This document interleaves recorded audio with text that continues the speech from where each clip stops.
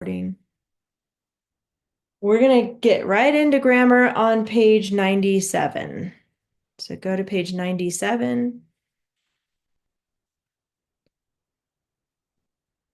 Okay, today we're going to talk about the difference between clauses and phrases.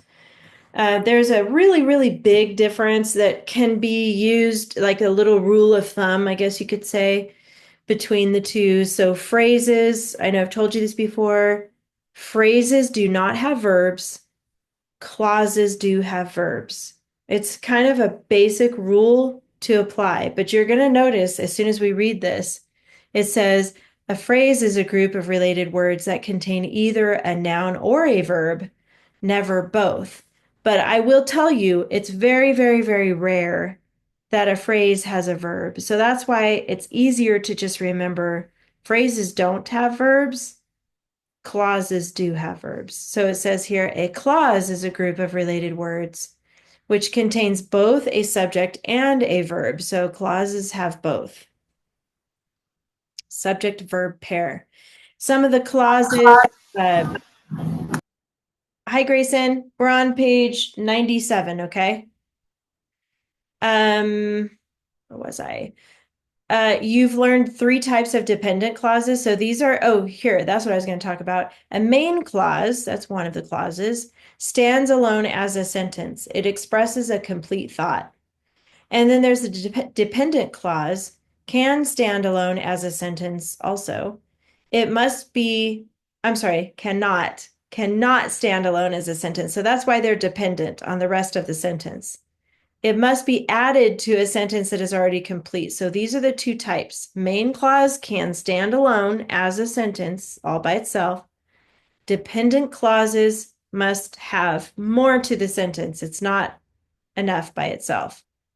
Some of those dependent clauses, you guys already know these, the who, which clause, we know that. That clauses and adverb clauses. Those are the Asia words, www.asia.b. All right. Decide if the following is a phrase or a clause and circle the correct answer. So we're going to take turns reading these. These are not complete sentences. They're just parts of a sentence. And you're going to decide if it has a verb, it's a clause. If it does not have a verb, it is not a clause. It's a phrase. Okay, that's how we're going to decide on these. I'm trying to get that reflection. Turn that off. Okay, that's better. So I'll start with you, Bryce. Go ahead and just read right here the first set of words here. It's not a complete sentence, but go ahead and read that. He approached the log. Okay, good. He approached the log. And I see an action verb in there. Do you see an action verb, Bryce? And what is the word if you see it? What did he do? Approached. Approached. That's the verb. I'm just going to mark it so I can remember. Clauses have verbs, phrases do not. So is it a phrase or a clause? Clauses have the verb. We have a verb here. Phrases do not have a verb.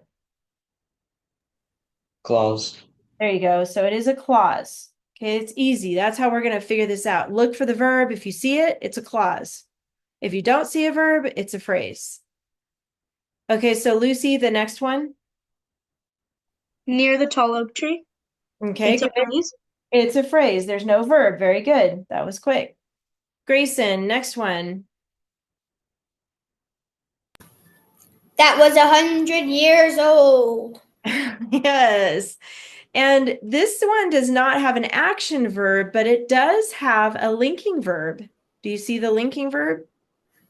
Was Good. So what does that make that? A phrase or a clause? a clause. Good. Yes, you got it. Back to Bryce on this one. The stranger stood. Where the stranger stood, there's an action verb in there. Do you see it? What is the stranger doing? Stood. Stood, which means to stand, right? It's a past tense to stand. So is it a phrase or a clause? Clause. Good. You got it. Lucy, next one. Beneath a full moon. Okay, good. And it's a phrase. A phrase. Yes, I don't see a verb there. It's a prepositional phrase. And then Grayson, last one. Which shone brightly. Good. Do you see a verb there? Yes. Which one? Shone. Good. So is it a phrase or a clause? A clause. Yes, you guys nailed it. Woohoo! Good job. This next part, you're going to match these clauses to the first word of these clauses. So it says, dependent clauses begin with a word that causes them to be an incomplete thought. Draw lines to connect the type of clause to the word that would begin the clause. The first one, you got the easy one, Bryce. Who, which clause? What two words can begin a who, which clause? A who and a which. A who and a which. So I'm just going to draw a line here to who. And then the which is way over here. So I'm going to kind of weave through those words a little bit and connect it to which. So those are the two words that begin a who, which clause. There's another easy one, Lucy. Which one begins the that clause? That. That, easy peasy. And then Grayson, what about the adverb clause? That's the www.asia. So what words does that start with?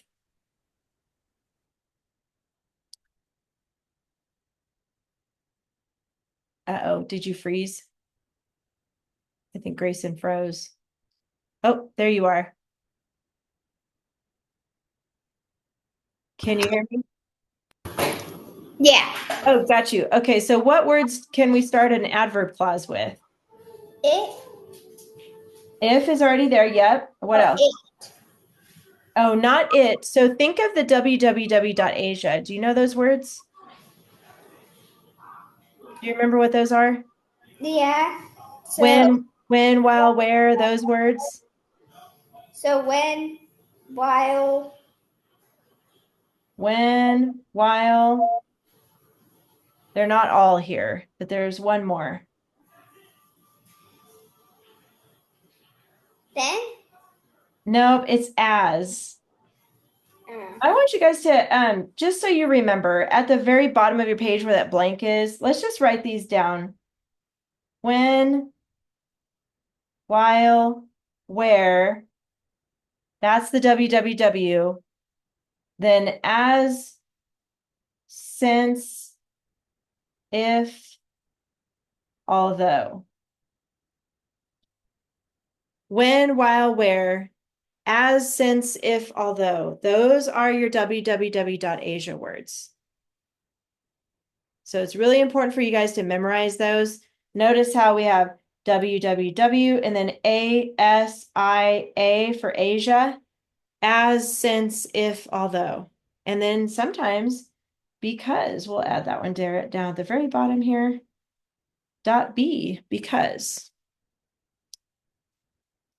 Then the last category says none, and that's going to be the rest of the words. So then, it, and at.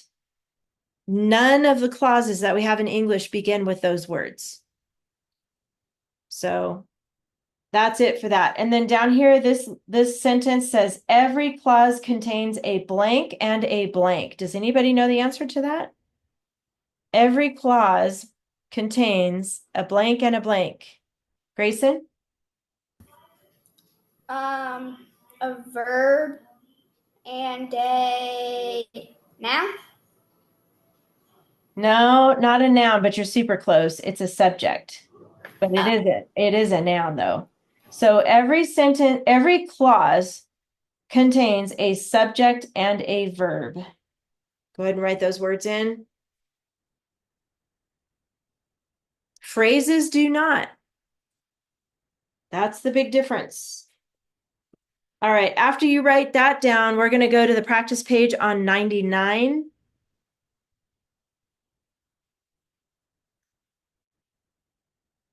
And then I need a volunteer to read the sentence for me, please.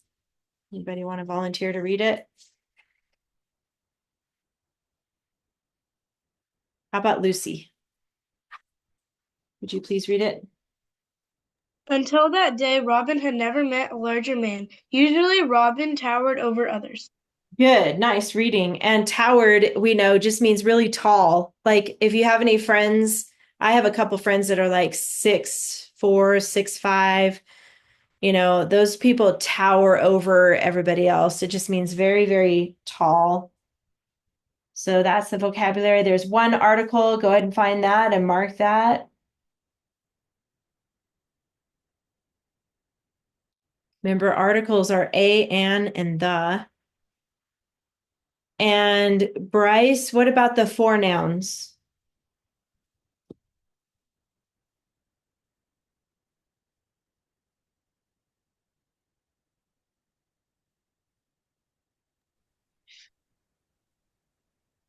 Robin, man, Robin, and others. Not others. That's actually going to be a pronoun. Day. There you go, day. Good. Pronoun is others. I'll just give that to you. And that just means they're referring back to other people, but that's taking the place of that noun. Adjectives, Lucy, those are words that are going to describe or give more information about the nouns. Usually, Usually is going to be an ly adverb, actually. So looking at like man, what's a word that tells what kind of man? larger, Larger, good. and that, Yes, good. Tells what kind of day. But yeah, usually is going to actually be ly adverb, which we can label that adv for adverb. But there's one more, Grayson. Where's the other adverb? This one's a little tricky. It's telling how often.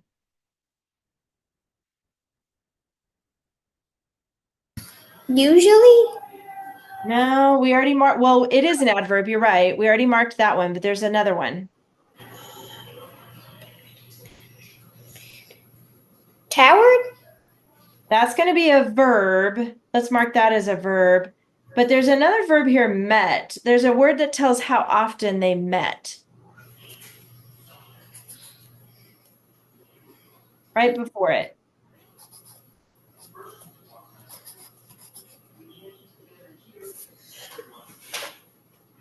See it right here? never, Never. Good. So never and always, those are adverbs. They're telling about how often something happens. So that becomes an adverb. I already gave away a couple verbs, towered, met, and then had is another verb.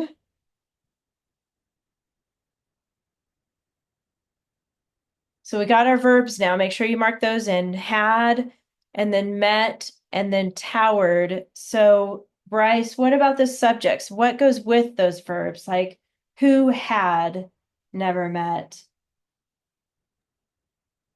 Robin Good. and Robin again. And Robin again. Very good. Okay. Remember when it says two subject verb pairs, you can know that there's two subjects for sure, but sometimes there's more verbs than that. So like this one has three verbs. Okay. Now that we have our subject verb pairs, let's find that prepositional phrase. There's two of them. Lucy, do you see where those are? had never, No, because it's not going to include any verbs, remember? oh, until that day, There you go. Until that day. And then where's the other one? over others, There you go. You got it. That's why I saved those to the end because they start with a word that doesn't have a label on it. Until that day and over others. And then we've got some main clauses. These are complete thoughts that have a subject verb pair. So Grayson, do you see where those main clauses are? And it's not going to include the opener here. I'll give you that clue. until that day, Robin had never met a larger man. Well, not until that day. That's the opener. So we're leaving that separate, but it starts here. Robin had never met a larger man. Okay, so when you look for a main clause, it's not going to include the opener. And then where's the second one?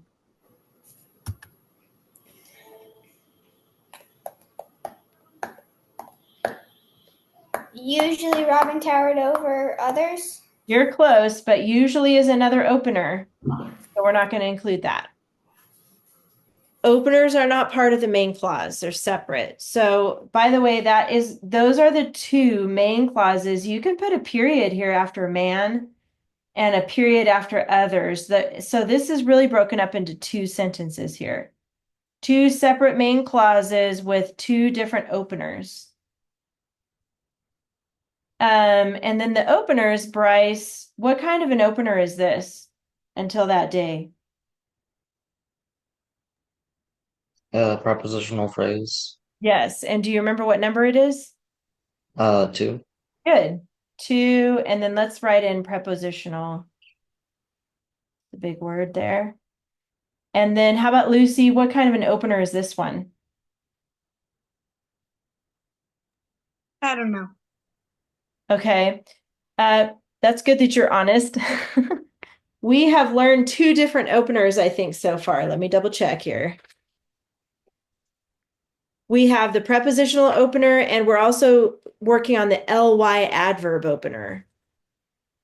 So since this has an ly, this is actually going to be an ly adverb opener.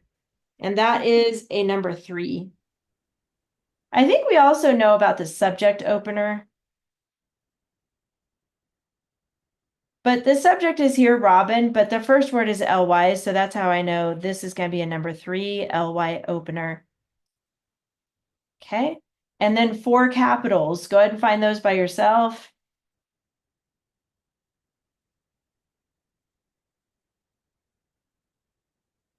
Three little lines underneath those letters. Okay.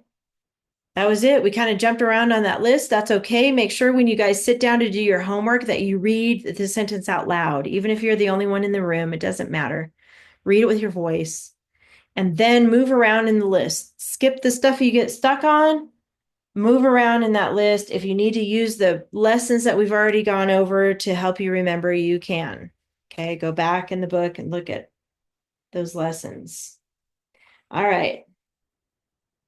Go ahead and get out your binders. I know you guys worked on your creative story this week. This week was it the drone? Oh, no, wait. It was the Bora Bora or dog and table one.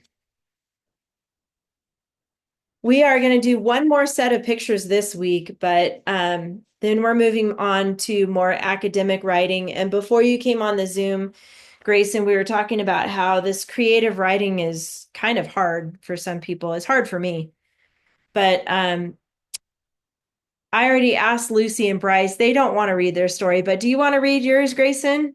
The one that you wrote? You can if you want. Yeah? I Okay. don't.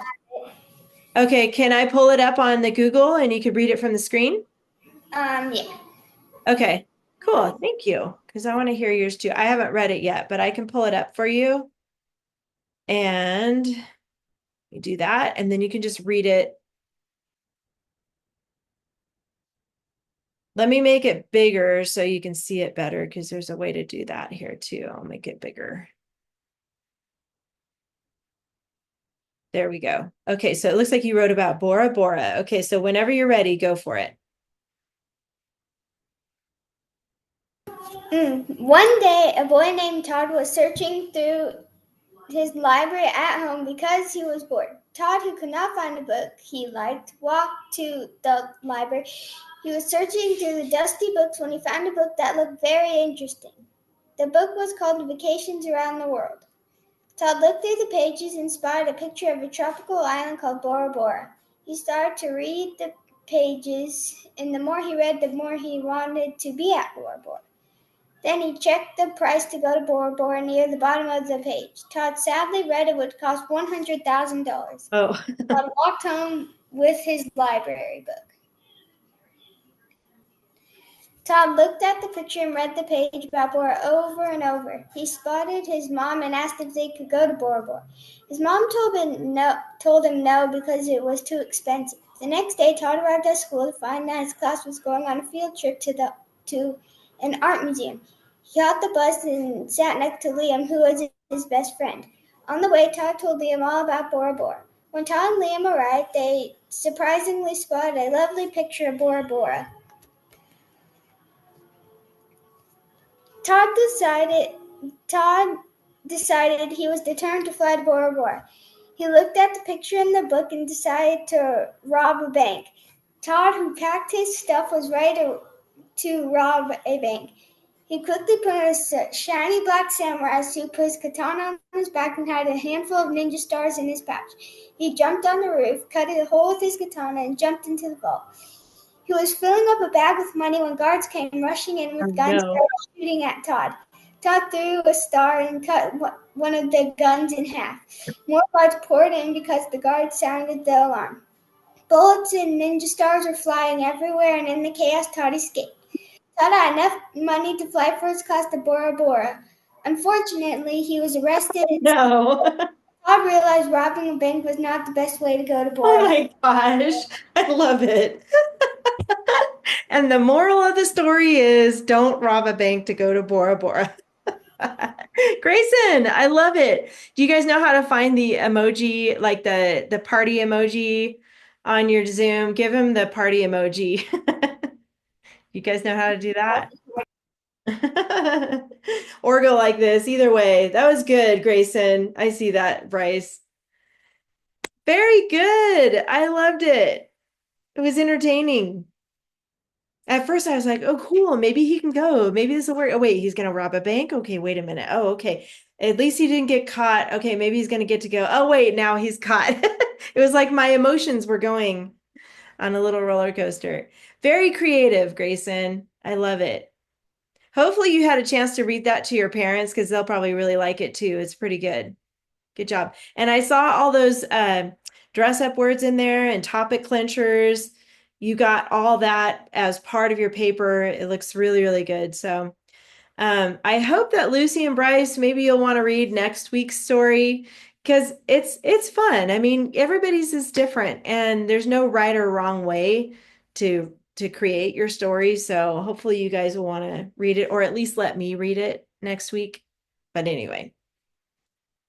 All right, good job. Let's put away week 11 because you guys are finished with that. So you can go ahead and put week 11 in your finished folder or binder, wherever you're keeping finished stuff.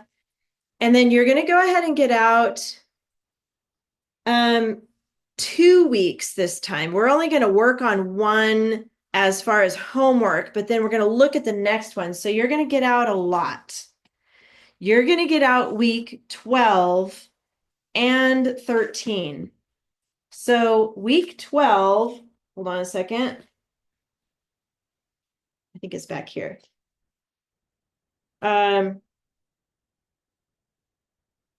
Week 12 is, where is my week 12? Biker ballerina.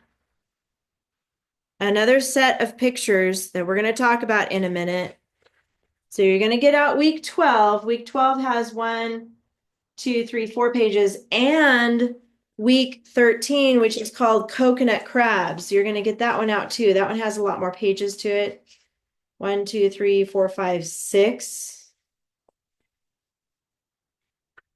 6 pages. Yeah. So coconut crabs, week 13. So go ahead and get out both weeks, 12 and 13. I'll tell you why in a minute. You also need a piece of lined paper. So go ahead and get out one piece of lined paper and both week 12 and 13. Thumbs up when you have all that ready. Okay, I see that.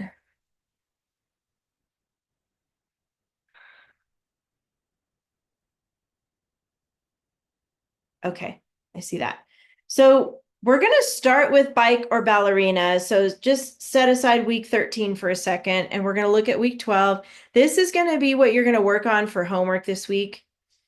You're going to see you have two sets of pictures, but it's a little different. Like, let's start with this one. This is page 109 about the bike. And you're going to notice that the picture down here for number 3 is missing. It is on purpose because you are going to create your ending to this story. You don't know what it is. It's blank. So it can be whatever you think of. And obviously we see only 2 pictures here. So your first picture is going to go with your first paragraph, just like you did with Bora Bora or Dog and Table. So obviously this is a kid. It could be a boy or a girl. Maybe it's a boy. You can give him a name. Where is he going on his bike?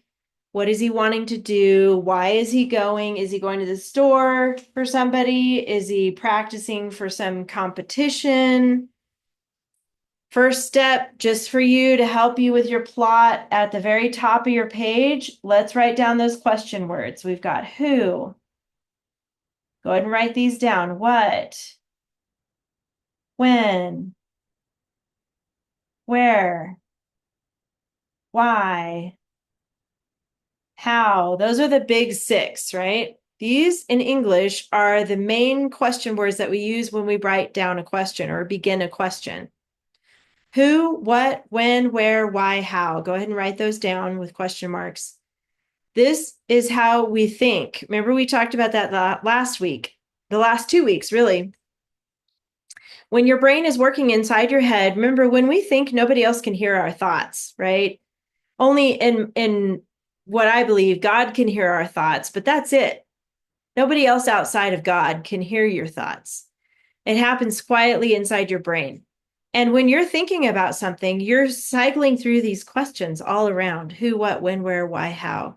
When you hear information like on the news, you might think, why is he saying that? Where did he get his information? What is going to happen because of that? I mean, a lot of stuff on the news, it's good to question because, sometimes there's fake news. You've probably heard about that before. So you have to ask yourself questions to find out, is this real? Or is it possibly fake news? It's good to ask questions about that. And that's true with everything else. Like I said, when your stomach starts growling and you start thinking, what am I going to have for lunch? And when is this class over? And where is the pizza we had last night? Those types of questions also come into your mind as you're thinking.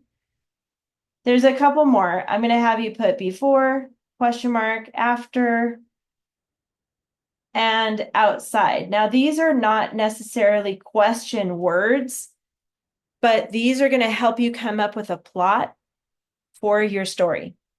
What happened before? Maybe before this one, maybe his mom said, Joe, I need you to go to the store and buy some butter for my cake recipe that I'm making or something. And so he's like, okay, I'll go to the store. Maybe he gets distracted along the way and stops by the park where they have a ramp. I don't know. You can think of what happened before this or after this, in between these 2 pictures.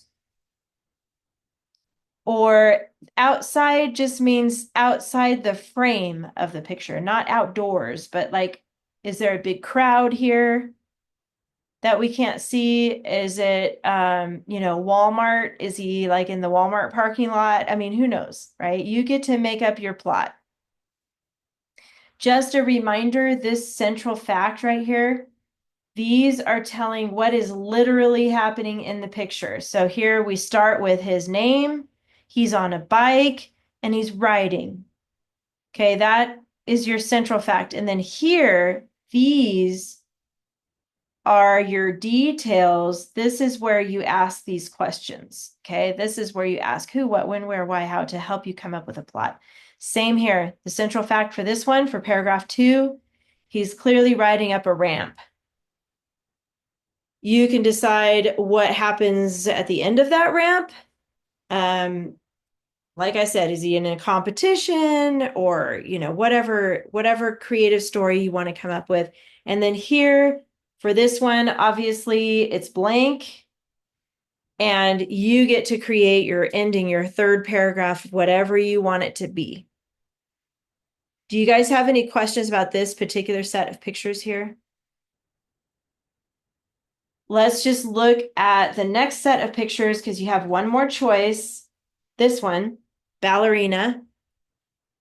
And notice there's only one picture. It's getting harder. There's just one picture here. So you're going to decide how this begins and how it ends. You only have one picture to go off of. I mean, if you look really closely at the feet, her laces are undone right here. So you need to think about what happened before that. Was she in a hurry? Was she going to be late for the show? Did her little brother or little sister untie her shoe on the way to the performance? You get to decide how this happened and then what happened at the end. I'm thinking is probably not going to be a good ending if her shoelace is undone. Her shoe might fly off. He might step on it and trip her and they fall. I mean, you can decide. So your homework this week is to pick either the ballerina or the bike. And you're going to write your own story. Give your characters names.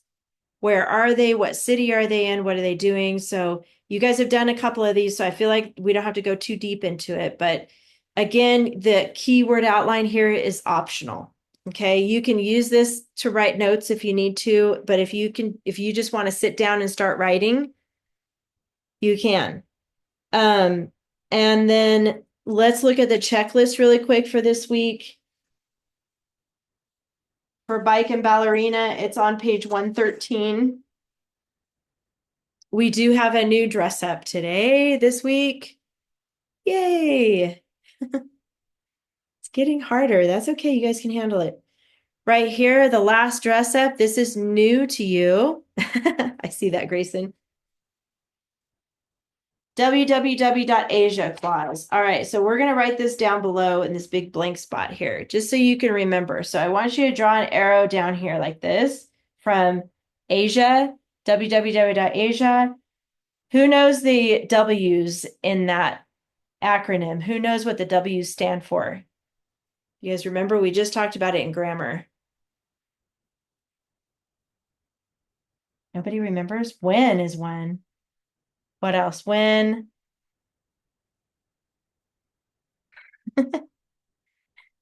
While? Where? Everybody say it. You can stay muted, but repeat after me. When, while, where. Now you say it.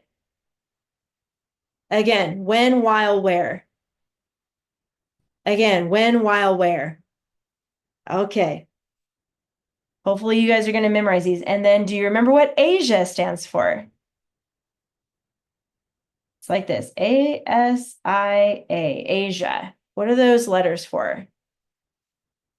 As, since, if, although. Go ahead and write those down. As, since, if, although. Asia spells Asia. So we have www.asia. It's just a fun way just an easy way to remember what these clauses start with. So when you have one of these words, it needs to be in a sentence now and underlined as a dress-up word. So I'm going to say it first and then you guys copy. I'm going to say it first. As, since, if, although. You say it. Again, as, since, if, although. You say it. Okay, now we're going to read the whole list together. Okay, ready, read. When, while, where, as, since, if, although.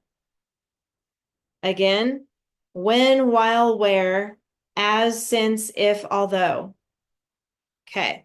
This is on your checklist now. That just means somewhere in one of your sentences in each paragraph, you need to have one of these words and underline it. That's the only thing that's different this week on your checklist. Okay, so that's your homework. Now we're going to look ahead at the next week because there's a lot to learn to get ready for that next week. So keep week 12, all this stuff in your front pocket of your binder. So go ahead and put away week 12 in your front pocket. That's your homework. And now we're going to look at week 13 together. So go ahead and put away week 12, front pocket.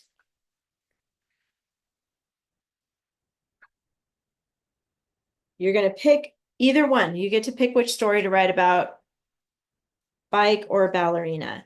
This is just planning ahead for the next lesson because we need to keep moving through this binder. All right, so you should have also gotten out a lined piece of paper. So we're going to start by taking some notes together. So get out your lined paper. You can use pen or pencil, whatever you prefer here. And let me get to my page here. We're starting a new unit. Go ahead and put your name here, and the date today is 1/28/25. Skip a line, and this week we're talking about summarizing summarizing multiple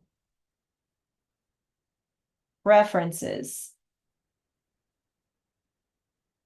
I'll zoom in so you can see that better. Summarizing multiple references. Now, we've already talked about how to summarize a reference. That was a while back. Let me look back. Remember when we talked about like Captain Cook? And we talked about how you're telling some information when you have a lot of information and you're narrowing it down to some. That's called summarizing multiple references. And there's some steps to do this. Summarizing is telling some. So go ahead and do that. Underline SUM, draw an arrow. I think we talked about this before. References is going to be that word information or source. Now, pretend for a minute that your assignment is to write a report on volcanoes. Where could you find information about volcanoes? Where are some places you can find information, Grayson? YouTube and Google. YouTube and Google. Okay, where else could you find information? Probably not so much YouTube, but Google, you could find articles there. Where else could you find information about volcanoes, Grayson? You have another idea? The library? Yeah, the library. That's old-fashioned, I know, but we still have libraries. But yes, a book. Have you guys heard about an encyclopedia? You know what encyclopedias are? Okay, good. They're books that are organized alphabetically by topic. So if you're wanting to write a report about volcanoes, you would find the book that has V for volcanoes and look it up in there and you'll find information. Or documentaries. Have you guys heard of National Geographic before? Yeah, okay. National Geographic or even Netflix, or Disney Plus. Sometimes you can find Earth videos where you can find information about volcanoes and watch a video, take notes, and use that as a reference. So that's where you get your information. So when you're looking at multiple references, that means you're looking at more than one. You're not just looking at one book. You're looking at a book, an encyclopedia, a website, maybe a documentary, Google. You've got a lot of different places to find information about whatever it is you're writing about. And this week we're going to learn about coconut crabs. Have you guys ever heard about coconut crabs before? Lucy says yes. Everybody else is like, I don't know, maybe. We know crabs, right? We have crabs in California. When you go to the beach, you can eat crabs. You can find crabs on the beach in the rocks sometimes. But these are coconut crabs. So they're a specific type of crab, and we don't have these in California, and I don't think they're in the United States, but we're going to read about these. They're in like tropical places outside of the United States. That's our topic, or that's our subject that we're writing about. And we're going to have multiple references on it. So go ahead and skip a line under source, come back over here, and I want you to write the word steps. And then we're going to write out the steps to writing. This is like a research paper. The first step is you got to know what your subject is. And the subject is coconut crabs. That's what we're going to write about this week. So you put an equal sign and coconut crabs. That's your subject. That's the main thing you're writing about this week. Okay. Actually, I keep saying this week, but it's next week because this week you're writing about bike or ballerina. So the next week, we're just getting ready ahead of time. Okay, that's what I mean by that. Number 2, you got to find out what your possible topics are.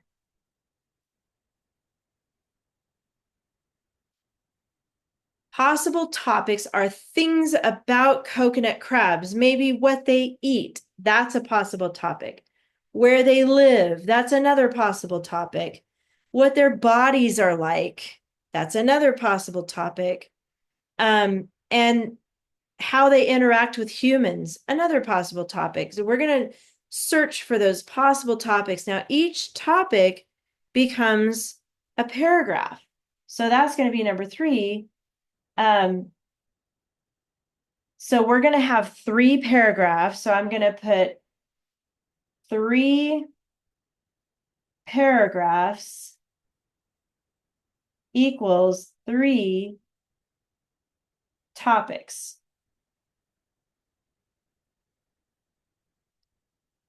That's a rule of thumb when you're writing a research paper, even if it's for history or for science or for a different class altogether.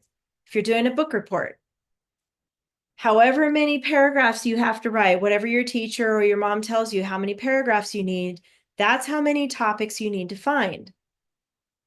So remember, the topics are things about coconut crabs. That helps you. If you can visualize that picture of how to organize your information, that's going to help you a lot when you're writing a research paper.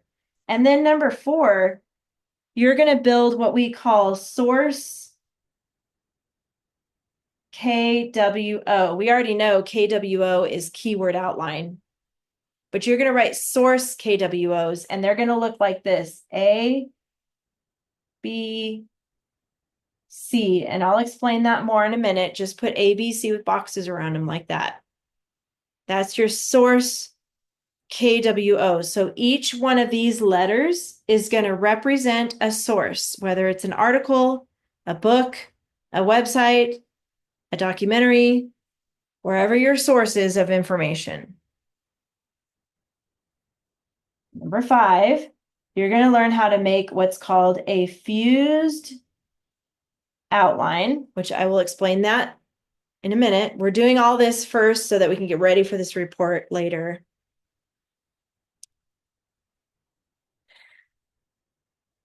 One more, number 6. You're going to use fused outline to write. I'm just going to do the paragraph symbol. It looks like that, backwards P. Use fused outline to write paragraph. These are the steps. So first, you got to know what your subject is, coconut crabs. Second, you got to know what your possible topics are. We don't know yet because we haven't read it yet. But you're going to find out like what they eat, what their bodies are like, and all those topics. Then you're going to pick 3 topics because your report is going to be 3 paragraphs. So that means you need 3 topics. You're going to build these source KWOs, A, B, and C. And from that, we're making a fused outline, which I'll show you in a minute. And then from that fused outline, that's how you write your paragraph. So these are the steps you go through for each paragraph. Okay.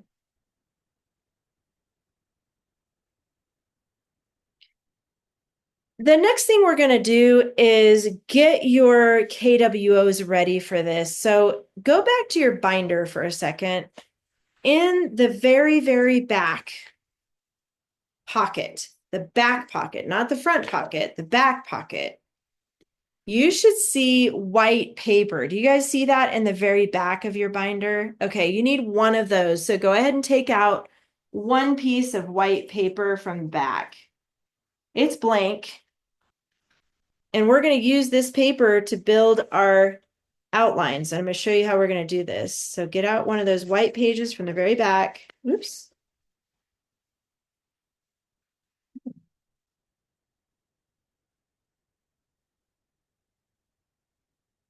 Hold on a second. I'm missing my page.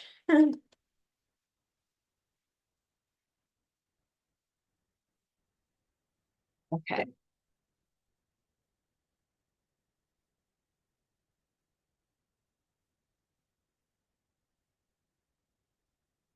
Hold on a second, guys.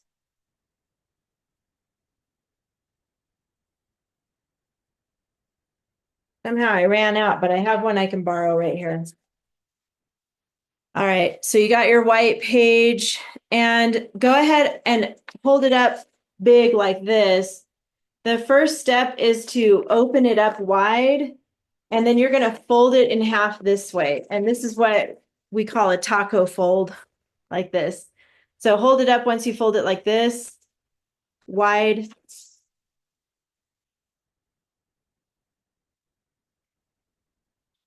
So it was like this, and then I just folded it in half this way. So lay it down, fold that down. And then once you get that folded, hold it up like this so I can make sure you're on the right. That's right. Good job, Lucy.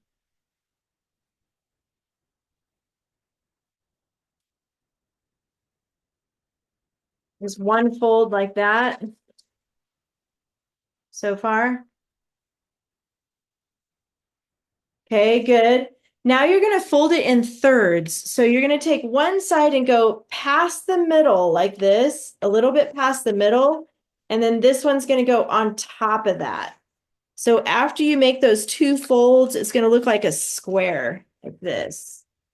So let me show you again. When it's flat on your table, fold the one side over the middle, past the middle, and then the other side on top of that. Fold it in thirds. And then you should end up with like a square like this. So hold it up like this once you have that. Good, that's right. Good, yes.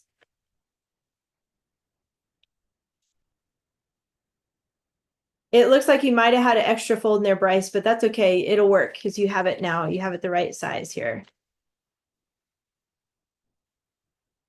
There's an extra fold from it being in your binder. That's what that is. So that's okay. That's part of it. Good. I see that, Bryce. I mean, Grayson. Good.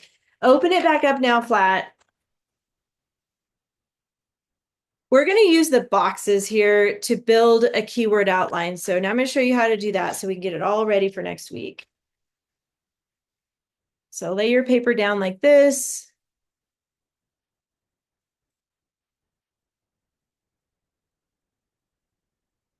I am looking at if it's flat and it's wide, okay? I'm laying it down like wide like this. So I should see 3 squares on top and 3 on the bottom. We're going to ignore that middle crease. So ignore that. But there should be 3 squares on top and 3 on the bottom. So you're going to go to this first box. And I want you to put an A with a box around it like that at the very top of that box. And then I'm going to have you build an outline under it. So we're going to write Roman numeral 1. I'm going to do this slow so you know what to do here. And then move over, and you got to spread these out a little bit. We're going to go all the way to 5.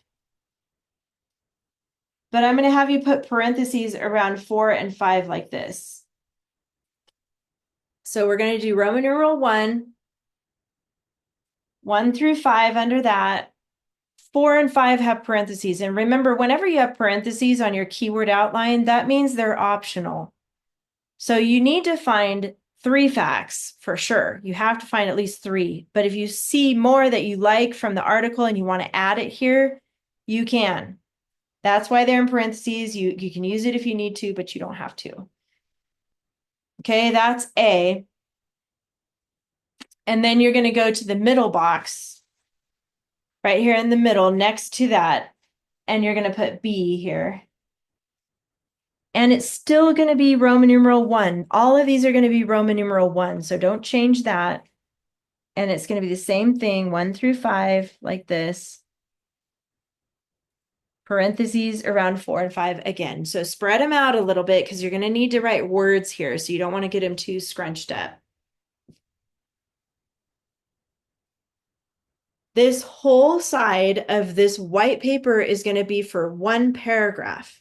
Okay, this is how you take multiple references or multiple sources and you mix them up into one. So that's B. And then the third one next to B on the end here is going to be C. And the same thing, Roman numeral 1, because all of this is for paragraph 1. And then you're going to write 1 through 5 again, 4 and 5 in parentheses for C.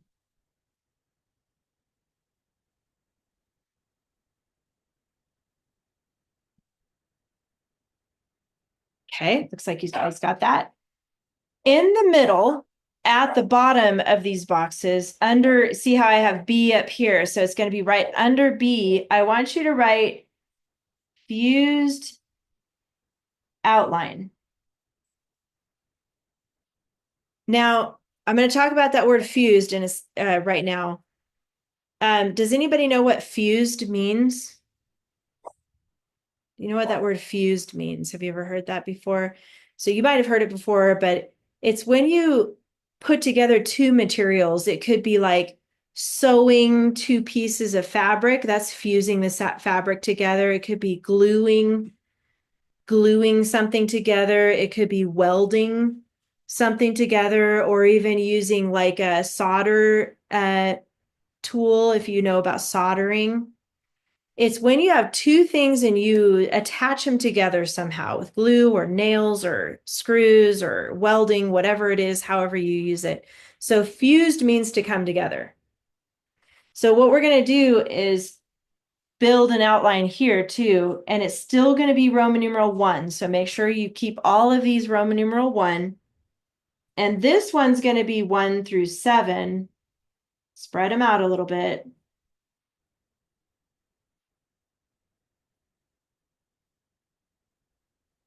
And then underneath 7, you're going to put that word clincher. We already know about topic clincher. You guys have been working on that for your other papers that you've been doing. Okay. One more box we're going to fill in here. And that's the one right to the right of the fuse. So this is going to be like under C. Possible topics. We're going to use that spot on the paper to make a list of the possible topics that we read about in these articles. Okay, thumbs up when you got all that on your paper. Awesome. Awesome, good. So this is ready for next week, and we're going to work on this next week, but there's one more step that I want you to do today. For week 13, that whole stack that you got out of the binder, I want you to go to page 119. It's called the coconut crab. I know it already says source text A here, but I like to be super, super organized when I do my research. It's really, really important for you to do that. So in the middle, in this space, I just want you to put an A with a box around it. This is article A, and this A is going to go with this A here that we just made on our outline. These 2 go together. And then I want you to turn to page 121, that page says coconut crabs in print and on the web. This is page 121. I want you to put a B right at the top, okay? B is going to match B here. That's why I want it to be super clear what articles go with what outline. And then you probably guessed it, the next one, page 123, that one's called a huge crustacean. That's going to be C. Put a big C on top. So now we got our stuff organized. We got our outlines ready. We got each of your articles labeled A, B, and C. And now you're ready. So next week, we're going to take it from there as far as what the research paper that you're going to write about coconut crabs. So before you go, put all this together. If you have a paper clip, I would paper clip this all together because it's a lot of papers to keep track of. Everything for week 13 stays together. And your big white page, you can fold it in half again and keep it with that whole set of papers because we're going to work on week 13 or lesson 13 next week. So just to recap for your homework this week, okay? Going back to what we started the class with, you have bike or ballerina, those two sets of pictures. You get to choose which one you want to write about. You're going to write 3 paragraphs and you're going to follow that checklist. And don't forget to use the questions to help you come up with a plot. So we're not doing anything more with coconut crabs yet. We're just going to paper clip it together, put it in the front pocket of your binder, save it for next week, and then work on those pictures for this week. Do you have any questions about your homework this week? No, you're good. And grammar, don't forget that. All right, you guys, that's it for today. Have a good one. See you next week. Bye.